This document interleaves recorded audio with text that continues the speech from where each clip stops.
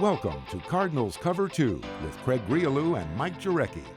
Cardinals Cover 2 is brought to you by Arizona Cardinals Podcasts. Visit azcardinals.com/podcasts.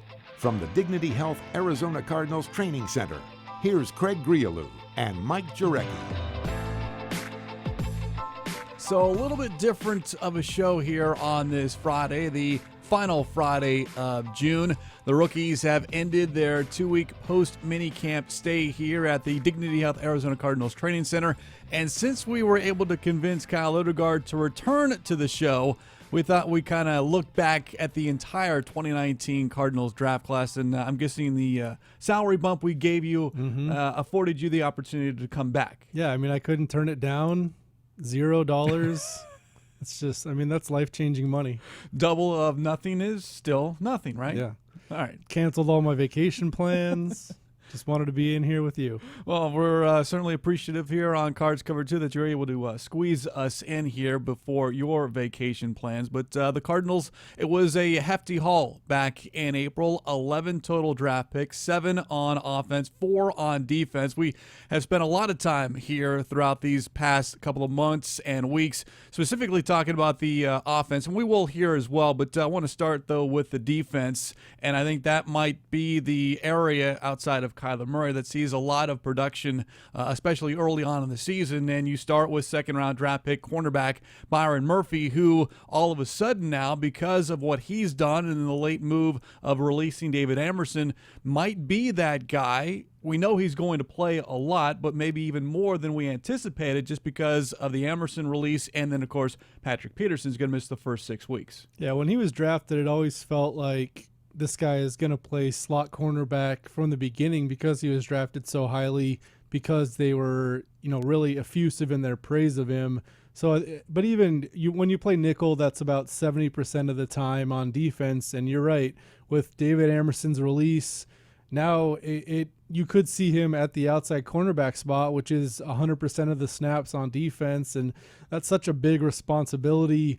Tremaine Brock is a veteran, and you could always have him there. But maybe this says something about Byron Murphy's ability and the way he's catching on.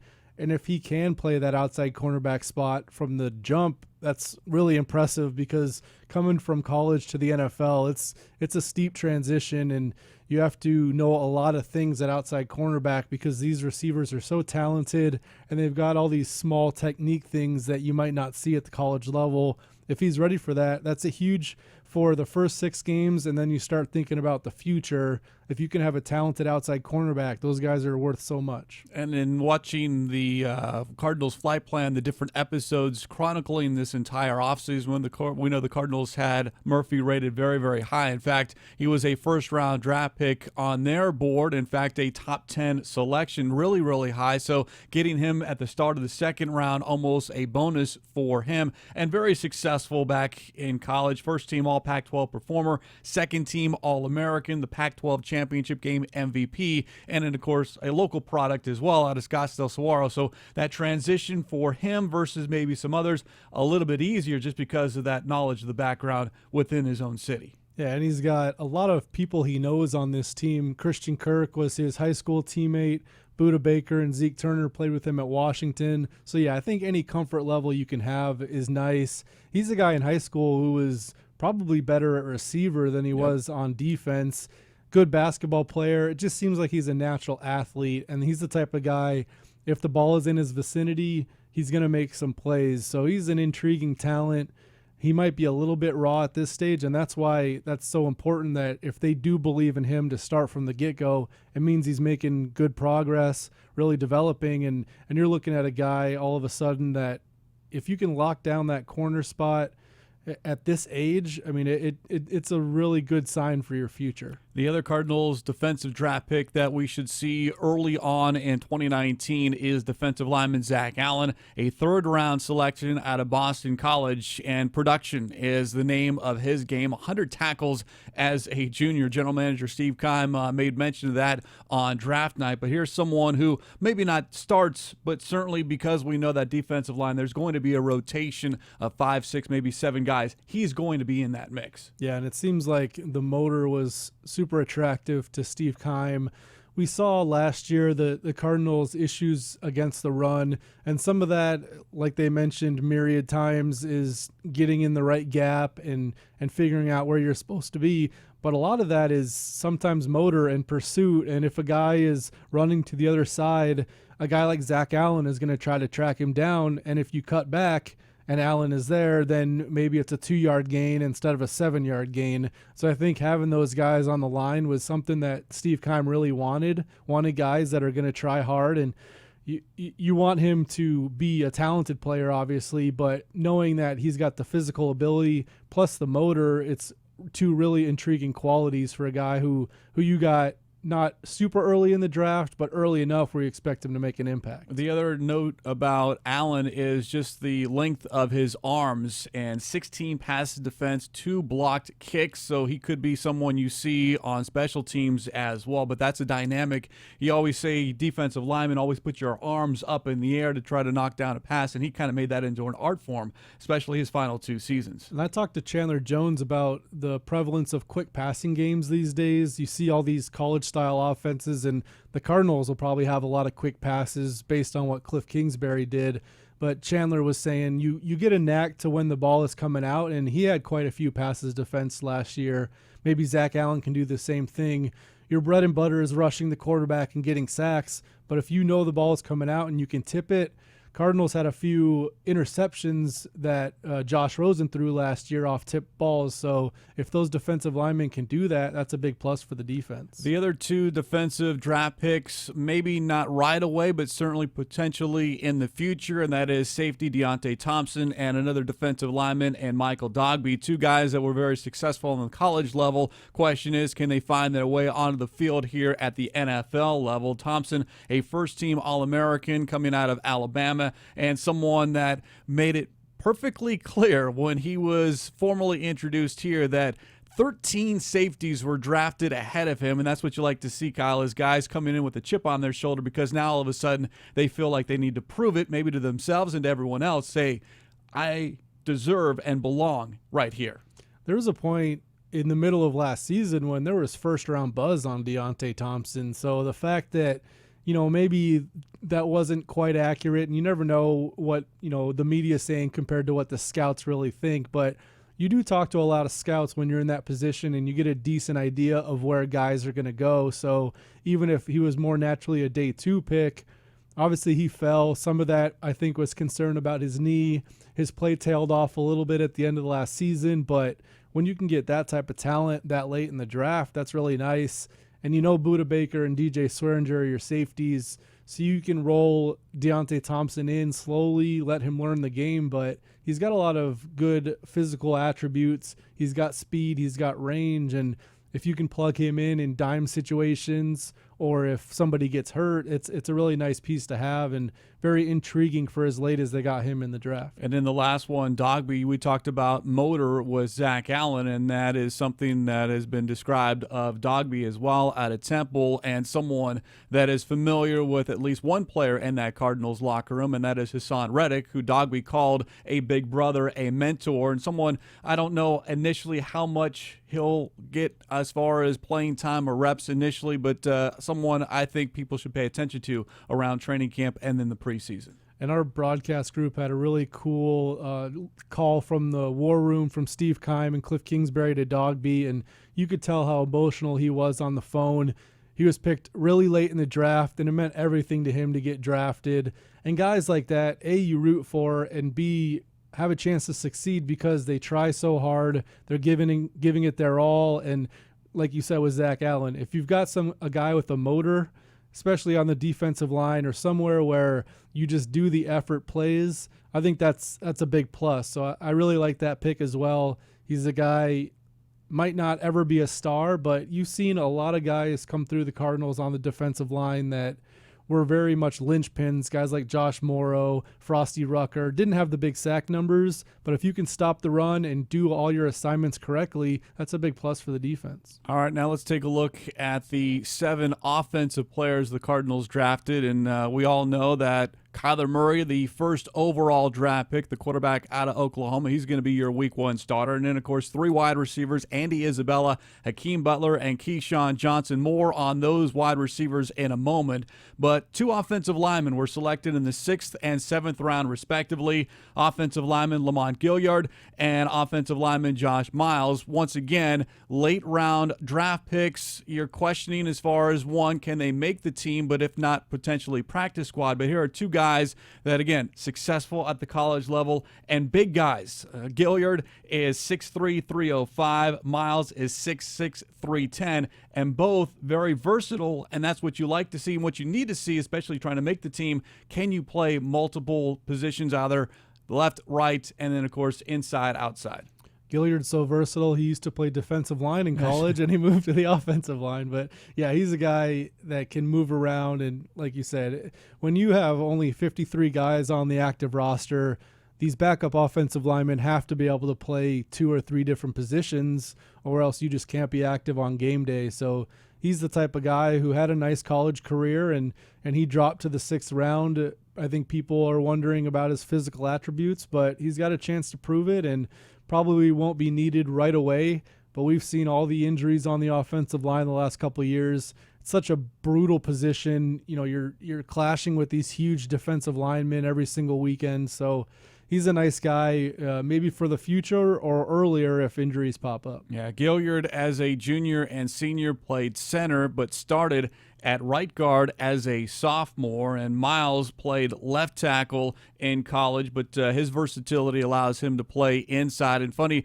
those 2 actually have a history before they even got here. Both Gilliard and Miles were roommates at the East-West Shrine Games, so again, it helps when you kind of have some background before getting, and those 2 can help one another out to try to make this 53-man roster. The final draft pick on the offensive end, Mr. Irrelevant, hoping to become relevant, and that is tight end Kaleb Wilson out of UCLA. A first-team All-Pac-12 performer. In fact, he led all tight ends in FBS in receiving yards. Another pass catcher to go along with 3 wide receivers, and we believe the tight end is going to be big for this Kingsbury offense. Question is, how many do you keep, and can Wilson make a statement, make enough noise, show up on film early enough in this process to make the Week 1 roster? Yeah, and I talked to him this offseason, and he's a guy who is still developing. He actually played quarterback in high school, almost went to college to play quarterback, but he said he grew up in California when Josh Rosen and Sam Darnold were playing quarterback. And he said, I'm not quite as good as those guys. Maybe I should try a different position. So he moved to tight end in college. Obviously had good success early on, and he feels like his best football is still ahead of him. And I think he found a really good schematic fit for what he does. Not the greatest blocker in the world, but can really catch the ball. So with what Cliff Kingsbury wants to do, you don't have to do as much of that inline blocking. So maybe he can figure out an early role if he can make the team, work on his blocking, try to get better as his years go on. But I think from a fit standpoint, he really got into a really advantageous situation with the Cardinals. And tight end means different things to different teams, and certainly differently on offensive schemes, because some offenses you need that extra blocker or 2 extra blockers in there, and I just don't think we're going to see that unless it's potentially short yardage or goal line, and even then there's some question mark, will he even see that? But if you have that tight end that maybe just chips and then flares out, and sometimes that tight end can be a safety net, especially for a young quarterback. And it's a big departure from Bruce Arians and what he did. We remember all those 2 tight end looks, and a guy like Jermaine Gresham was almost exclusively a blocker. He was almost a 6th offensive lineman. Now, yeah, I don't think you're going to see a lot of that stuff. Not a lot of 2 tight end, and no matter who's out there, I think you want that guy to be able to catch the ball, and you see that with the other tight ends, Ricky Seals-Jones, Charles Clay. They can both make plays through the air. So Kaleb Wilson really seems to fit what they want to do, and I think if he can show enough, he has a chance to get on the roster, maybe practice squad, but it's a big camp for him. Of those 4 pass catchers that the Cardinals drafted, the first one was Andy Isabella, and a lot of people are high on him. Let's get to know more about Isabella. He joined Paul Calvisi and Ron Wolfley recently on an episode of Big Red Rage. There's a lot of numbers involved with our guest here on the Big Red Rage. I get it, Paulie. Plus, Wolf likes to think he's the smartest guy in the room. That's officially no longer the case, effective immediately. Wolf, you're most definitely not the fastest guy in the room. We'll say that based on our guest. This kid over here's got some smart eyes, Paul. Not just the 4.31 40, not just an unbelievable amount of production, the leading yardage receiver in the FBS a year ago, but a guy we just found out was a math major. And Andy Isabella, you already have your degree. Is that correct? Yep. Has his degree. Winner. Yeah, but Andy, now you were an engineer. What kind of engineering? This is uncalled for. It really is. I mean, you were taking classes for engineering, correct? Yeah, absolutely. My friend said I dropped out right at the right time. That's right. Why did he say that? Apparently, it got really hard the next semester. Okay, so now you're a mathematician. Is that what you're saying? You've got your degree in math? Yeah, but I told him, I'm like, well, let me tell you, this math is no joke, because it was harder than my engineering that we were doing. So I was like, man, I don't know if I could survive this. Let me tell you, my freshman year in college, I mistakenly got placed in a calculus class designed for engineers. I was so done. The curve was through the roof. I had no chance. Yeah, No chance curve, whatsoever. Kind of like the curve on your forehead. Okay, right that's now. entirely enough. You want numbers? How about this one for you, Wolf? How about the fact that he had nearly 1,700 total receiving yards, over 141 yards receiving per game, and some of his best games were against the best teams, the Georgias, the South Floridas, who was ranked, Mississippi State, a ranked team at the time. And so, to me, the Cardinals, you could agree or disagree, Wolf, they targeted production in a lot of ways in this draft. Yes. Did you get that sense, Andy, that those numbers meant something to Steve Keim and the rest of that war room? They just didn't want to see potential. They wanted to see production out of guys like you. Yeah, absolutely. I mean, even my roommate right now, Keyshawn, he had a huge career at Fresno State, so I think they definitely focus on production. What do you think the biggest challenge is going forward here? I was the guy that asked you this, by the way, in the press conference, but I loved your answer. Tell me about this. What do you think is going to be Andy Isabella, Thin Izzy? What is it going to be? I think for you? I've always, like I said in the press conference, I've always been like the underdog, and I've always had to prove people wrong, and I always had that huge chip on my shoulder. But now, as I come in the NFL, the roles are almost reversed. Is now everyone's looking at me, everyone's wants to know what I do and what I'm about. And I think it's just staying focused and continue to have that chip on my shoulder. And I think I still have a lot to prove. And even coming from a smaller school, I think a lot of people still think that even if with the production, it didn't really matter. So I think it's just staying focused and continue to wake up with a conscious effort to get better each day. And that's a different dynamic for you, isn't it? You're used to being doubted, and there you have your head coach who's giving fist pumps in the air when your name is called in the war room. You have a lot of believers all of a sudden instead of doubters. Yeah, absolutely. Now it's kind of flipped the script. Now I have to prove them right instead of proving everyone wrong. It's kind of I want to prove them right. So I'm going to definitely put in all the hard work that I'm going to continue to work hard and prove them right this time instead of prove them wrong. Andy, why do you think Coach was clenching his fist? Why do you think he was doing that? I mean, honestly, because he obviously sees you in this offense. Tell me why you think he was so jacked up. What do you bring to that offense? I mean, I don't really like talking myself up. I like just going out there and showing it. But I think that's what he kind of maybe likes about me is that my hard work and that I like to win. I'm a competitor. I don't like to lose. So I think I'm excited to start winning games with Cliff. So yeah. Do you look at this offense and say, man, this has the potential to be a really good fit for me? Oh, absolutely. Even the other players around me. I mean, there's so many good players on the roster. I think, especially in the receiver room now, and I'm excited to start training with them. Okay, Andy, what kind of route runner are you, right? Because we can see you now, Paul. I mean, he's running a 4-3-1. By the way, it's a 9 route, Wolf. That's all you need to know. It's just a go route. By That's the way, all you need to Paul, know. he's got his degree in math, okay, and he runs a 4-3-1. Might be the fastest mathematician in the history of humankind. Are you going to go to the 1,000th on that, by the way? What kind of runner are you of routes? Right when I got to UMass, I was actually a running back. So when they switched me to receiver, the only thing I could do was just run a 9 route. That's all I was good at. See, I told you. Yeah. Hey, Andy, when you're running a 4-3-1, just go, Right. kid. That's what I just did, Yeah. and that's how I got my. That's how they unredshirted me. Is that I would go on the outside, and we had a cornerback that was pretty good. That he had a trial with the Green Bay Packers. He was a senior at the time, and I would just just run by him, and he would the first time I think he was just messing around. He didn't think I was gonna go hard on scout team, Right. And I ran right by him, and then the second time he lines up in my face ready to go, and then I ran by him again, but the quarterback almost overthrew it, but I caught it, and he looks at me like he was like trying the hardest he's probably ever tried. He looks at me, he's like, "You caught that?" I'm like, "Yeah." He's like you could just see he was pissed off, like this kid ain't doing this again. He's probably never had a scout kid do that to him. See, and that was my question in the press conference to Wolf jump me and usurp my question during the press conference. It was this. How often does your speed surprise defenders? How often does that happen in games? I think at first maybe it does a little, but then they definitely tighten up. I think now as it gets to the higher level, everyone knows about it, so they're definitely going to be aware of it. So I tell you to run a 2 route, a slant route, right? Are you comfortable with that? Oh yeah. Okay, what about the smash? Are you familiar with the smash concept? Yeah.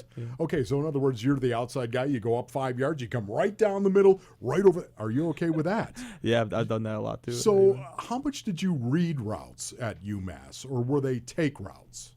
Coach Whipple's offense was more it was the NFL style offense. He coached he was quarterbacks coach with the Steelers when they won the Super Bowl back in 2007. With Big Ben, and he always his playbook when it's similar to NFL styles offenses. Like when I was at the Senior Bowl, John Gruden, the whole offense, it was basically just learning Coach Whipp's offense again with just different names for positions and maybe just different names for concepts that Gruden had. But definitely, I mean, he had like Coach Whip, he had definitely a lot of reading. Like you had to read the coverage. See if it was cover 2, then you're running in the seam, and if it was maybe cover 1, you're running the corner out. So definitely, he did a great job of preparing me for this opportunity that I have. We got Cardinals second-round pick Andy Isabella here on the Big Red Rage. And the fact the Cardinals traded Josh Rosen for the pick that wound up being you, is that daunting at all? I don't really think about it like that. I don't really think about it like they pick me up to play. I'm not part of the front office or anything like that. I'm just they draft me to play, so I never really thought about it like that. Is there anything that has you nervous here as you embark on your NFL career? Is there anything you're really Wolf played 10 years in the NFL? Anything you want to know? Anything maybe you're not comfortable? That's right, Rook. You know, anything you want to know? I mean, no, I'm serious. Maybe you're not comfortable asking the other guys, or is there something where you got a little anxiety about this certain aspect of the NFL? Maybe Patrick Peterson looming over out there, and instead of some DB from UMass, with all due apologies, he's one of the world's best. I mean, I don't know. Is there anything on your mind like that? Yeah, one of my friends was joking around with me. He's like, you have to go against Patrick Peterson at practice. That's like every single day. I was like, crap, I didn't think about that. Yeah. Think how much better that's going to make you, right? Exactly. Like I'm excited to do that. Like I'm very excited to play against that competition. I think that's what I kind of live for. I think playing against that type of competition. What's so interesting about it is my brother told me when I was getting ready to go into my first training camp, right back in 1985, Andy, he said, Ronnie, shut your mouth, respect everybody, and pick a fight with the toughest guy in the team. That's what he told me, literally, right? Now, listen, I'm not telling you to do that, okay? No. I'm not telling you to do that. Forget the last point. Right, but you know what? The first 2 points are really, really good. So, by the way, he tried that speech in Bruce Arians a few years ago, and That's right. he never got invited back with that speech because Bruce Arians had a no fighting policy, just to let you know. That's right. So that didn't work out well for Wolf. No, it did not. No. But by the way, quickly, I did talk to you about this, right? About the jet sweep.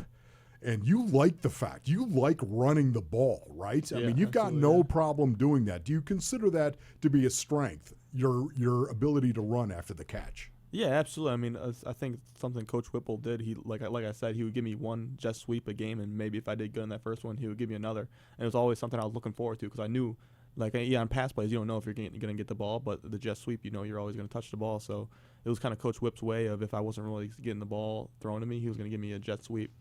And it was something that I really look forward to. That is such a great thing because what does that do to a defense, right? I mean, they've got to honor it, keeps correct? It on their toes, yeah. They're on their toes. Your mindset going against a Georgia and some of the better teams, you had those games circled, didn't you? You had to know to some degree that's where I can make a name for myself, maybe make a career in the NFL, I would imagine. Oh, yeah, absolutely. I mean, I knew that. I always had in the back of my mind I wanted to play in the NFL, and those games were circled. I mean, I wanted to show out in those games. What's your nickname? Izzy. Izzy, that's it? Yeah. Right there, Izzy. Izzy. Anyone ever call you Ozzy? No, my one coach called me Roadrunner. Roadrunner. Okay. That's great for Arizona. Are you kidding me? What about Thin Izzy? Anyone ever call you that right there? No. David Rice sat there and called him a ball of muscle. He's not thin. Are you kidding me? He had 15 catches for 219 yards and 2 touchdowns against Georgia, Wolf. Just For wrap Pete's it, sake. Paul. And he's a mathematician. We won't hold that against him. Andy Isabella, everyone. Certainly, we all anticipate Isabella doing big things in a Cardinals uniform and doing it right away. And in fact, if you look, and this was recently on NFL.com, Gil Brandt, one of the longtime NFL personnel men in the league, had listed his projected top 5 rookie wide receivers, and number 1 on his list, Kyle, was Isabella, projecting 58 catches for 696 yards and 3 touchdowns. And he writes, quote, should quickly become one of Murray's favorite targets just because of his size and his speed. Wow, number 1, that's impressive considering he definitely wasn't the first wide receiver chosen. But I totally agree with the thinking where the slot receivers are important in this offense, and Andy Isabella seems to have the right type of skill set to really do well. And I think not only receiving, but he can do jet sweeps, and you can use him as this chess piece that's a little bit different of a player than just a prototypical wide receiver. So very interested to see what he can do. Love his work ethic. I think he's a guy who really wants to be good, and at this level, that's what can separate guys, is them going the extra mile, A, studying, B, working hard, and I think he's the type of guy that's really going to put everything into becoming a really good professional player. Well, he's all football. I mean, the story Kingsbury told us that on Memorial Day weekend, he came here to the facility for, I believe it was on Saturday, to run some routes. Mm-hmm. I mean, literally, everyone is gone, enjoying the fine weather here in Arizona, and what is Isabella doing? He's running routes. But we heard that story as well back at UMass in a driving snowstorm. He's running routes, shoveling snow to mark off a 40-yard field in which he can run routes. So, it's a passion of his, and sometimes if you don't quite have the talent or the physical tools, if you have that passion, that means just as much, if not more. Yeah, and he runs a 4.3, so that doesn't it's hurt, nice that he has the passion, and like you said, the passion's great, and if you don't quite have the natural ability, sometimes those guys are just role players or can't make the NFL because it's such an elite league. But when you combine them both, that's when a guy like Larry Fitzgerald or a Patrick Peterson stand out. These guys that have this crazy natural athletic ability but are also putting in the work and not taking it for granted. Best case scenario, Andy Isabella follows that path and really becomes the top receiver in the NFL. By the way, the other 4 receivers that Gil Brandt talked about in order: Harris Campbell, N'Keal Harry, obviously the Arizona State product, Marquise Brown, and McCole Hardman for the Kansas City Chiefs, and certainly a great list to be a part of. But I think the Cardinals believe because of that size and that speed and running slot and across the middle and some jet sweeps that perhaps Isabella becomes that number 1 rookie. At least that is the hope here for the Cardinals in 2019. As we broadcast here on this Friday from the Dignity Health Arizona Cardinals Training Center, and of course doing so in our Bose QC35s. Go to Bose.com for more information. A reminder, if you ever miss a show, you can download as a podcast via Apple Podcasts, Spotify, Stitcher, Google Play Music, TuneIn, and SoundCloud. And don't forget, all of your favorite Cardinal podcasts can be found at azcardinals.com/podcast. By the way, Isabella and Keyshawn Johnson, roommates during the offseason, and the two were kind enough to let azcardinals.com follow them around during a recent episode of Cardinals Flight Plan. We're at the hotel for the next couple of weeks. I'm Keyshawn. I'm Andy Isabella. Everything has been good. We haven't had any disagreements. We just been living the dream, and so far everything's been going good, so that's how we're trying to keep it, Let's good, y'all. Definitely probably the coolest roommate I have. We both just kind of chill, laid-back guys and do our own thing, and we take care of business, and we're both driven, I think, and we both want to make this team and help this team as well. I give Andy a 10, We're both guys that, have both want to have our own space, but here and there we conversate and help each other.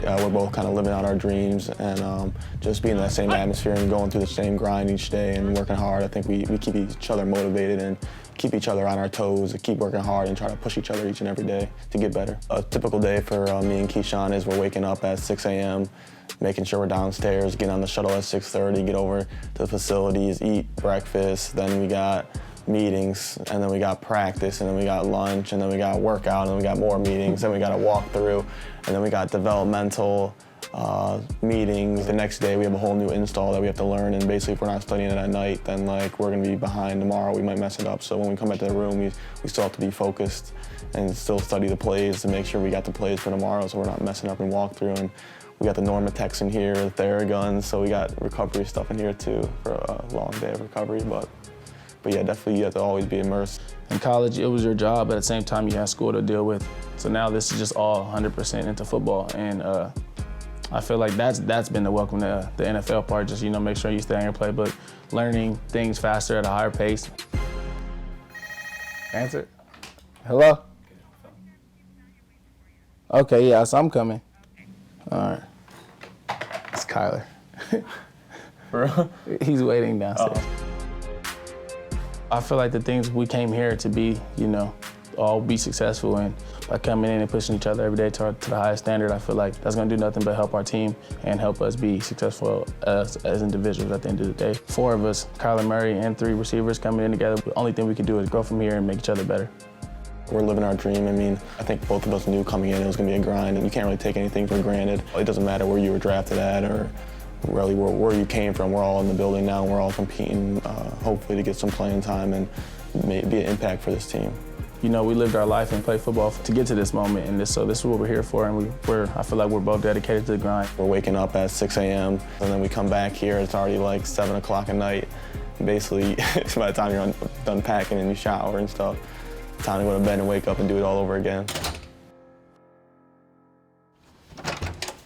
If I were to follow Larry Fitzgerald, I mean, you could just tell how detailed he is in everything he does, and like how focused he is, and that you can tell like being that focused can make your career as long as maybe Larry Fitzgerald, or even prolong your career however long it's going to be, just to see how detailed he is and focused he is on every single rep and every single day he comes into work. I follow, like, you know, his practice habits and the things that he does outside of just the practice field to be just as successful and as great as he was on the field. So you can tell once he catches the ball, he's going to finish past the last defender like he's going to score a touchdown. So I feel like that can help me, and, you know, just make sure that can help you take you a long way in games, make sure you're in shape, or just have the scorer's mentality. So I see that he has that, so I feel like that gives me a better edge to just push to finish past the last defender every day. The other day we were at practice, he's just like 50-50 balls, just make sure you go up and get it, you know. Once that ball's in the air, make sure it's yours. Like, he's just giving all the rookies, you know, just little pointers here and there to make us compete and just compete at the highest level. I used to watch his highlight tape in high school like every day. And, you know, that was kind of funny. Now we're teammates. He teaches all the rookies a lot. He's vocal in the meetings and has a lot to say, and definitely a lot that we can learn from him. Just driving from here to the facilities, you might see things on people's license plates. It might have fits like with the Arizona Cardinals like symbol on it, or it might have like certain different things. So you could tell that he's a big factor in this community. For us, it's learning. The whole process is learning from vets and seeing what the right thing to do. Again, just a clip of what you can see on Cardinals flight plan, and that particular clip from episode 7 titled Follow the Leader. You can catch up on past episodes by going to azcardinals.com/flight plan. But you look, Kyle, at these 3 wide receivers, Isabella, Johnson, and Hakeem Butler. Is there one that you're most excited to see on the field, given everything what you've seen so far, and then, of course, what we anticipate, or we're all hoping that this Kingsbury offense can do? Yeah, and I think Isabella is the guy who is most likely to make an immediate impact, A, because of his draft status. He was the first one they picked. And B, because of the way he fits into this offense like we talked about. I think he's a guy that naturally could be that third wide receiver behind Larry Fitzgerald and Christian Kirk. And maybe he's not getting 100 yards a game out of the gate, but he'll get some targets if he's in the slot, and then he can be a deep threat. So you like that part about him, where he's going to stretch the defense, whether that means getting the ball or just drawing a safety, which is important too. So I think there's a lot of reasons to have a guy like him on the field. Hakeem Butler seems like he's got a great ceiling based on his 40 time, his massive frame. There's a lot of things to like about him, and he's a really physical guy. You see all these highlights in college where he catches the ball and he's looking for a cornerback to kind of toss around like a rag doll and keep running with the ball. So I think just watching him, he's got to develop a little bit more, but he's the type of guy too that if he puts it all together, he's a guy that's one of the receivers in this draft that has a high ceiling, which as a 4th-round pick you really like. Yeah, Butler 6'5", a 36-inch vertical, and worked with Calvin Johnson ahead of the draft. And, well, if the Cardinals have Calvin Johnson 2.0, I'm sure they're not going to complain any about it. And then, of course, Keyshawn Johnson, not great speed, but let me quote the general manager, Steve Keim, one of the better natural route runners, and that's something that I don't think gets talked a lot about and something that we can see a lot. But we talk about separation, whether horizontally or vertically with the jump, but you can gain separation if you can run a route better than maybe your teammate or the next guy,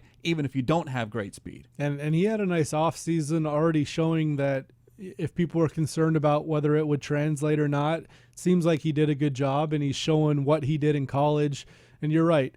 I mean, you want to have that breakaway speed, all things considered, but if you don't, if you can make it look like you're doing a certain route and then you tear off it and go somewhere else, it's going to be hard for a cornerback to catch up. So he seems like he's on that path, and he's such a polished guy that don't be surprised if he does have a role as a rookie despite being a 6th-round pick.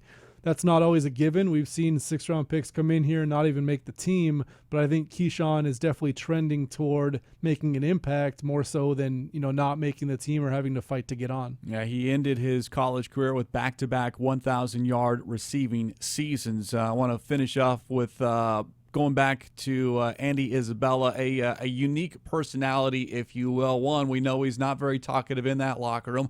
We all know what Larry Fitzgerald said earlier this offseason about the guy just doesn't talk unless spoken to, but you kind of want that in your rookie, be seen, not heard. The other interesting, not talent, but trait of Isabella, and you wrote this on azcardinals.com, the title of the headline of the story is Andy Isabella ditches his bicycle.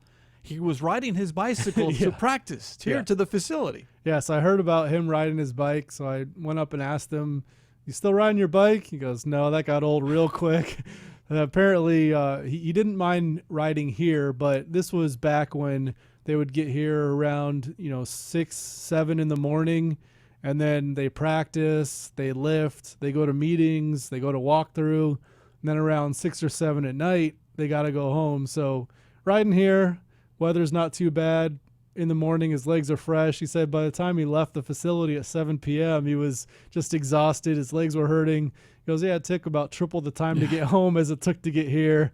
So we went to Courtesy Chevrolet and picked up a Camaro. Yeah, I got an old Camaro, he told you. It was a cheap one. It was like $15,000, but certainly the wear and tear on his knees, as he said, it was taking him triple the time to get back home. But, hey, there's more and more. There's a handful of coaches that will ride their bikes to work, and if you live close by, it saves obviously on everything that you do with the car, the gas mileage and then the miles on the car.